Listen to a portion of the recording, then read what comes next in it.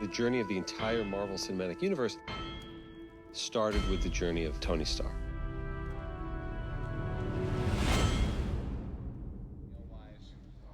Much better than big old clunky.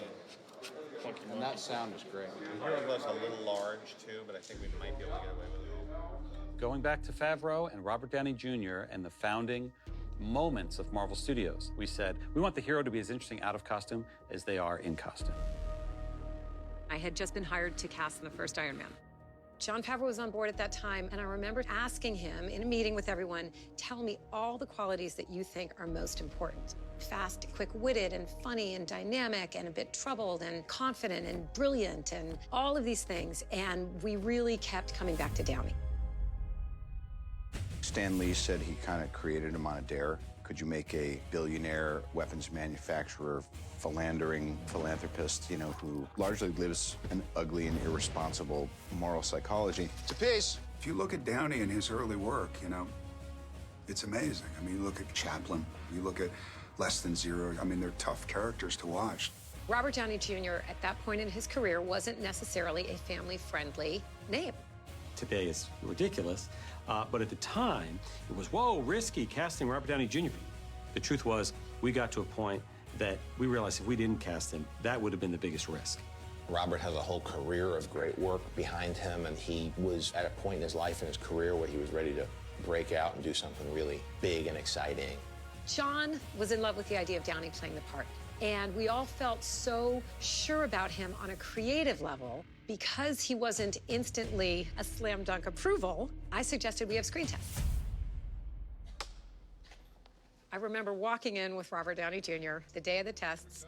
He was laughing and in great spirits and completely at ease, and he got in front of the camera and started saying the lines. I assure you the day weapons are no longer needed to keep the peace cell happily transist to manufacturing bricks and beams for baby hospitals, making hemp pants and the like, but until that time, can I get you a drink? I don't want to call it an out-of-body experience, but it was one of those rushes that I'm sure like somebody would feel if they're about to play a big sporting arena, playing for the ring or something like that. It was just like, am I going to pass out or am I going to nail this? On that day that Robert screen tested, it was clear that there was no one else who can play that part. It was magic. It was exactly the feeling as a casting director with Kevin, with John, with everyone, that we all wanted to have that feeling like we have it. This is it. This is Iron Man. Iron Man 1 was incredibly special. We sort of improv the whole thing. We laughed, we cried. We got very, very close on that movie. We were the first Marvel movie as a studio. You know, there was no real model for it yet. Nobody expected too much of it. It's Iron Man. We wanted to make a good quality film, a good story, something that was smart enough, funny enough. I still remember Tony landing in the high desert in the eastern Sierras when he escapes the cave, and I was buried up to my neck in sand, and the storm was coming in, and we only had a couple minutes to get this taken. It was like God's grace just came in and gave us the take that was in the movie. Not bad. I loved the first movie so much. I was just so carried away by the story. It was funny, it was clever, it was witty. Let's face it, this is not the worst thing you've caught me doing. By casting Robert Downey Jr., they were intent on breaking the tradition and mold of these types of movies.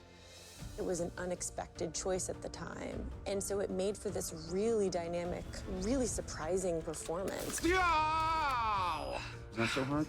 He's so bright and so fast, and it takes you so long to catch up with him, and it's perfect for that character. Good luck keeping up. I think most of us have been pretty vocal about what he started, and without him, none of us would be in this position. He really is the patriarch. I think he really understood the weight of the responsibility with these movies. Iron Man 1 changed the genre. And I think the casting of Robert Downey signaled to the world that we are serious about our characters and we really respect them in a way that we're going to hire the best actors possible. It really was just this perfect storm. I had hypnotized myself into such a state of confidence that I was certain that everything we were doing worked. And the rest is history. I am Iron Man.